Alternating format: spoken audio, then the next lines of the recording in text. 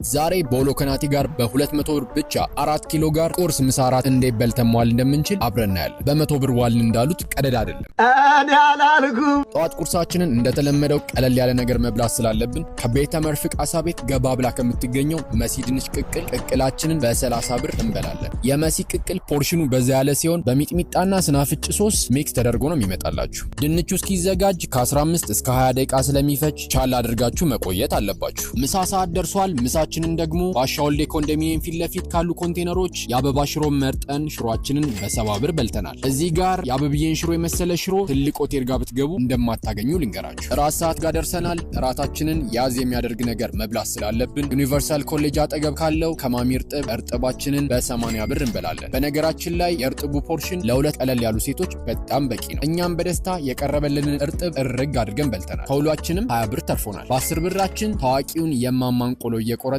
የ10 ደቂቃ እረፍታችንን እንወስዳለን። መሸትሸት ስላለ በቀረችን 10 ብር ባናና ማስቲካችንን ገዝተን ለዳይጀሽን ስለሚረዳን እሷን እያኘክን ወደ ቤታችን እንቆስዋለን። ይህ ውሎ ከናቲ ጋር ነው። በቀጣይ በ200 ብር የት ሰፈር መጠን እንዋል ኮሜንት ጋር እያስቀመጣችሁ ፎሎ ማድረጋችሁ